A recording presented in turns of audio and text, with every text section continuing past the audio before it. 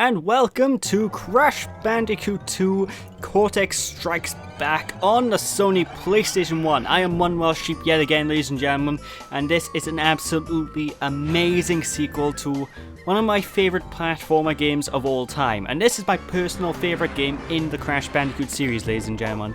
It's just filled with amazing level design, amazing graphics, amazing soundtrack, amazing everything, and it's just so much character to this game, you know. It's such a great experience. I recommend anyone to play it. Crash Bandicoot 2 Cortex Strikes Back. Press start to begin.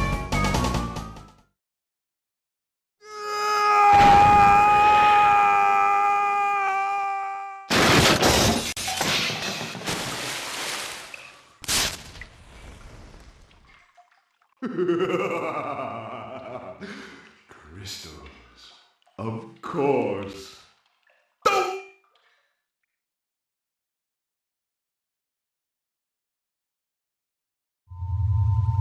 But Dr. Cortex, to reach full power, we need not only your master crystal, but also the remaining 25 slave crystals from the surface. How do you expect to retrieve them when we don't have any Earthbound operatives left? You fool!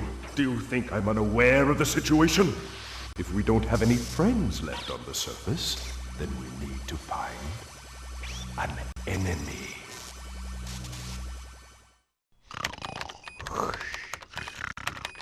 Crash? Crash? Crash! My battery is fried. Make yourself useful, big brother, and bring an extra battery for me. And here we are, ladies and gentlemen. This is the first little intro sequence here, and I am playing this on the PS3, as you can tell, so I'm going to chuck the analog mode on, because this game does support analog stick control. Oh my god, it's revolutionary, because the original Crash Bandicoot didn't support analog stick control, you know. But anyway, start things off. Press the X button to jump. If you press the square button, you can do a spin attack, and new to the series is the ability to crouch and slide. If you hold down the R1 button and push the X button, you can jump high. If you push the R1 button while moving, you can slide, and it's all stuff we're going to be making great use of as we progress throughout the game. Now, all the previous things in the original Crash Bandicoot return, such as this masked fellow here. This is Aku Aku, and he serves as your health points, as always. And of course, our main objective is just get through each of these platforming stages and collect all the boxes and whatnot that are in the environments. Now, like I said, this is only an intro sequence that to get us used to the controls. And if you press the start button to skip the initial cutscene, you won't actually go to this area, so it's quite interesting. But anyway, we're away!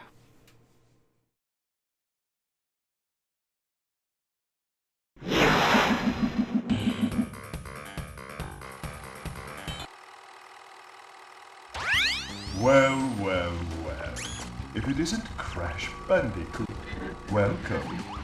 I apologize for the crude means used to bring you here, but I rather expect a written invitation would have been turned down. I need your help. Surrounding you are a series of 5 doors. Through each door lies a well-hidden crystal. The crystals look like this. Bring me the crystals, Crash. That is all I will say for now. We will speak.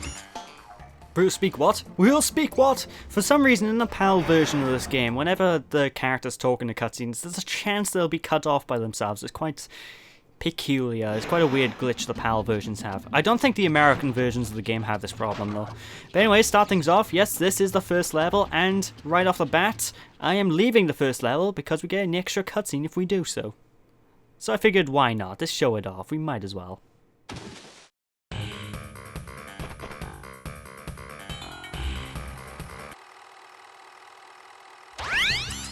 No, Crash. I said bring me the crystals! Now, get back in there. Just do it! Okay, I'm so sorry, Cortex. Oh, fine. But as you can tell, this game basically takes place almost directly after the original Crash Bandicoot. It takes like 2 years, I think the cutscene says, after the first one, so for the most part anyway, there are 2 major gems we're going to be collecting in this first level here. We're going to be collecting 1 gem for destroying all the boxes in the stage, as per normal, as you'd expect from the first Crash Bandicoot game. Although that system got really improved in this one, because in the first Crash Bandicoot game, you'd have to go through all of the level without dying once. You know, folks, in this one, as long as you make it to the end of the stage, while the boxes are destroyed, you don't have to worry, you'll still get the gem, which is much appreciated. It is such a big improvement over the first one for that one reason alone. And we have multiple types of gems to collect as well. As you can tell, we are avoiding every single box in this level. And that's because for one of the main gems we can get in this stage, we have to avoid every single box in order to pick it up. Otherwise, the gem will not spawn, and if the gem doesn't spawn, well, we can't get 100%, and that's no good. But yeah, just this one thing I want to point out as well. This game looks phenomenal. Now, bear in mind, this was a I don't know what year it came out perfectly in, but this was midway through the PlayStation 1 lifespan, and it just looks fantastic. You know, it really looks really well done. Well done. And apart from the usual PlayStation glitchiness that you'll usually find, such as the warpy blocks and warpy textures, the graphics just, I don't know, they hold up really well, you know, folks. Like, if this was to be ported to the PC without the warping textures and whatnot, with the smoother polygons, it would still hold up really well. Like, it could hold up with some of today's games, you know, folks. Which some people would argue against, perhaps, but I don't know, I just find that cartoony games like this, sort of, they age better. Anyway, if you're wondering why I just suicided there, it's because suicide is one of the best ways to speed run through this game. Because if I didn't suicide, I would have to go straight through the portal thingy at the end of the stage, and I have to wait for a loading screen, and I have to wait for a cutscene until coming back in this level to get the second gem, which is basically acquired from destroying every crate, like I said. And as you saw during the level, we picked up a crystal. The crystals are our major MacGuffins during the course of this game. You know, ladies and gentlemen, if you collect a crystal, well then you'll be able to progress further. Basically, you need to get one crystal in every single level in order to reach the next warp room, and it's the next warp room after that, the next warp room after that. And each warp room basically serves as your level select hubs. You know, like one warp room will be considered World 1, the next warp room will be considered World 2, etc, etc, etc. You know, folks, it works really well. Anyway, to get these crates by here, you can do a slide jump. Slide jumps are really necessary in this Crash Bandicoot game, and you can sort of use them to manipulate physics in such a way that's unrealistic. Bearing in mind we're playing a game where we're a super Bandicoot, so a kind of realism goes out the window anyway. But you can use the slide jump to sort of MacGyver your way across pits and whatnot in a similar fashion to how the roll works in Donkey Kong Country. So learn how to use the slide, love it, live it, breathe it, and taste it, because it's going to be necessary. It's going to be mandatory to get through this game, at least for 100%. I don't think you'll be using it too much unless you know how to use it. If you're going for a strict crystal run, which it's a much shorter game if you go through the game with just crystals. Like, I'd be able to beat the game in about half the parts, half the time. But, you know, I wanted to show everything off. I wanted to collect all the MacGuffins I can.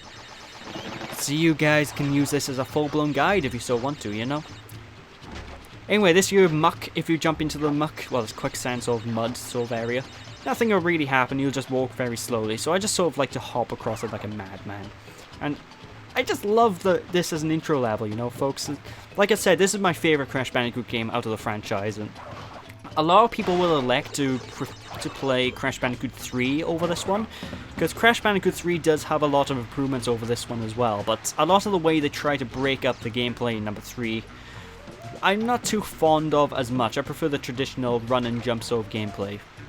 So, yeah, I consider this one a superior game to Crash 3. Oh, but Crash 3 does have its benefits, and I'll be getting to that when I go to tackle that LP way in the future. I say way in the future because I have no idea how long it'll be until I get to that. Anyway, one thing you need to watch out for as well, whenever you use your spin attack, which is done by pushing the square button, you can spin away like apples and whatnot, Wumpa fruit, and lives and stuff that pop out of the crates. So just be a bit careful not to do that, because otherwise you'll lose out on things, and that's no good.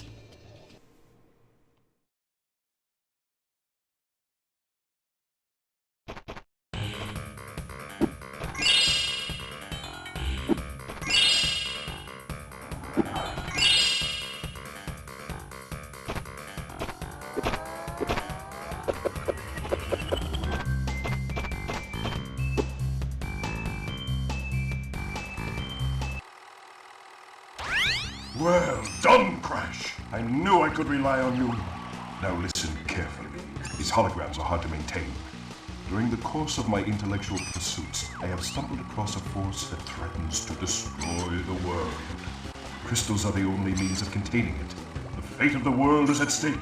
It is imperative, therefore, that you bring them to me. There, Crash? Crash! Crash!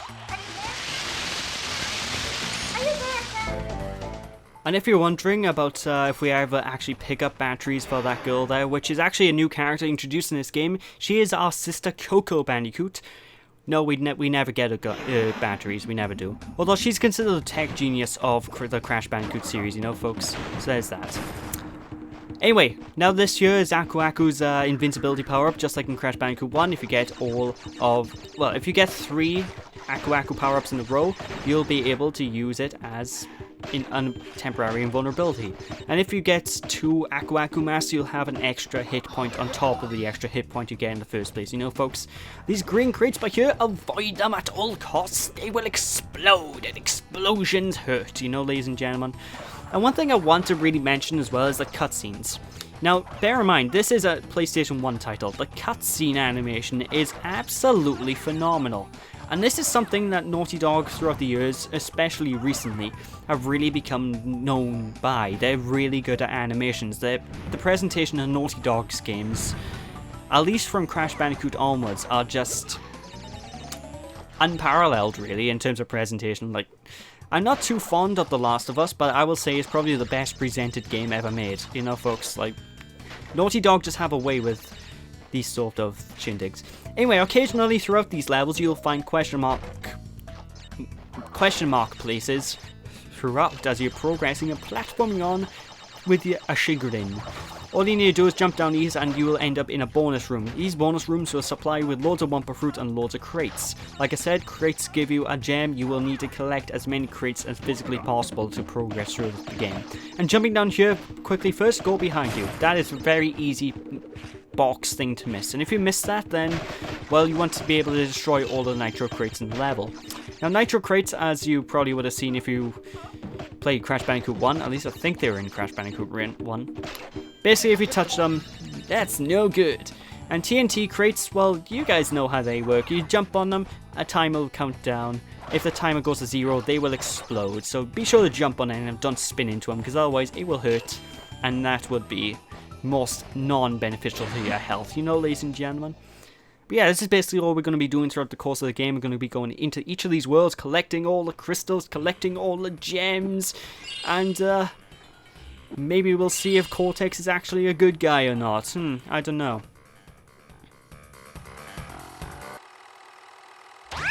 So, you were helping Cortex gather crystals, yet you have acquired a gem. Interesting. Well, Crash, know this. As long as you are allied with Cortex, you are my sworn enemy, and I will do anything in my power to stop you. If the fate of the world is truly your concern, you must gather the gems, not the crystals. If you obtain all 42 gems, I can use them to focus a laser beam that will destroy Cortex and the space station he's created. Until then, I must use my forces to stop you from gathering... Gathering what? Gathering what? I don't know why it cuts out like that. But yes, that was Embryo, if you remember Crash Bandicoot 1. He was actually a villain who's now turned rogue. We're going to find out more about this character later on, and I'm... Yeah, now we're at a dilemma. Is Cortex the real good guy, or is Embryo the good guy? We'll find out. But for the meantime, Embryo's going to send his troops at us anyway and consider us his sworn enemy.